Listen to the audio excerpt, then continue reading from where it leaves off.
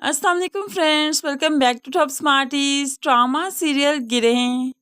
निम्रा जो कि वजाहत का ऑफिस छोड़ चुकी है, लेकिन फिर भी जल्द अज जल्द जॉब ढूंढना चाहती है, क्योंकि वो जानती है कि इस घर में अगर उसने रहना है तो जॉब करके ही रह सकती है।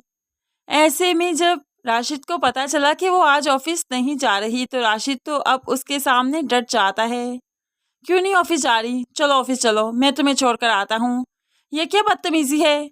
गुलामी करनी है तो फिर अकड़ किस बात की?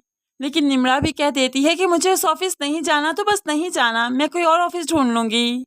अब यहाँ से वो झगड़ कर जाने लगी, लेकिन आज राशिद उसे कहीं नहीं जाने देगा, क्योंकि उसे हर लिहाज भूल चुका है। इसीलिए तो वो हाथ से पकड़ते हुए उसका हाथ जोर से मरोड़ते हुए कहने लगा, ऐसे कैसे नहीं जाओगी? तुम जाओगी तो घर का हर चलेगा ना? तुम्हें क्या लगता है मैं सुबह सुबह उठ कर जाऊंगा?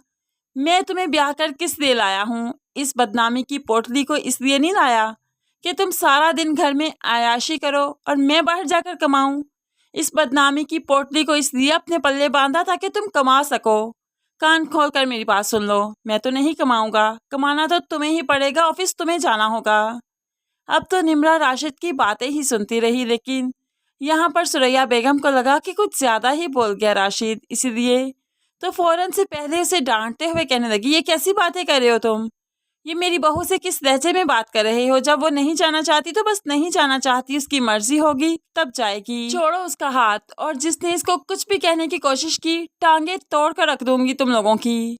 अब यहाँ पर सुरैया बेगम निम्रा के लिए ढाल तो बन चुकी है, लेकिन सिर्फ अपने ही फायदे के लिए। वो जानती है कि राशिद उस पर ज़बरदस्ती करेगा और मैं मोहब्बत से पेश आऊँगी, तो ऐसे ही निम्रा इस घर में सरवाइव करेगी।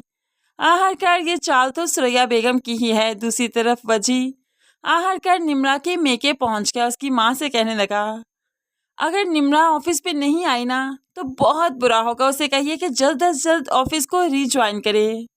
तो माँ को अब जाकर मालूम पड़ा कि निम्रा तो वजी के ऑफिस में जॉब करती है। काफ़ी परेशान हो गई, लेकिन फिर हिम्मत करते हुए कह दिया, अगर वो नहीं आएगी तो क्या ही कर लोगे तुम? तो वजी भी वार्न करते हुए कहने लगा, अगली बार उसके ससुराल जाऊंगा, उन्हें नहीं मालूम कि निम्रा मेरे ऑफिस में जॉब करती है, लेकिन मैं उन्हें बताऊंगा कि वो आहट जॉब कहाँ करती है। और फिर आप तो जानती हैं किस तरह से इल्ज़ाम भी लगा सकता हूँ, क्योंकि निम्रा का किरदार पहले ही मशकूक है। उस पर उसके माँ बाप एतबार नहीं करते तो भला ससुराल वाले कैसे करेंगे? अब तो माँ डर सी जाती है और निम्रा को उस ऑफिस में जाने पर मजबूर करेगी, और यही तो वजी की जीत है। वो निम्रा को अपने पास देखना चाहता है और बार बार उसे अजियत देना चाहता है, जबकि वो ये नहीं जानता कि वो तो बहुत चाहता है निम्रा को, निम्रा से दूरी बर्दाश्त नहीं कर सकता, और इस मोहब्बत का एहसास वजी को बहुत जल्द हो जाएगा। दूसरी तरफ निम्रा के बाप की तबीयत जो खराब रहती है, तो बहुत जल्द अशरफ साहिब की मौत होती हुई हमें दिखाई देगी, जिसके बाद निम्रा और उसकी फैमिली तो टूट कर रह जाएंगे, क्योंकि भाई भी अभी छोटा है, कारोबार संभालने के काबिल नहीं, अभी तो बचकाना जहन है कि चोरी चकारी कर लेता है। वो तो बाप की शॉप पर काम करने आता है तो बाप के पैसे ही उठा कर ले जाता है, तो भला अभी तक जिम्मेदारियां कैसे संभालेगा? ऐसे में निम्रा को ही आगे बढ़कर अपनी माँ की, अपनी बहन और भाई की देखभाल करनी होगी।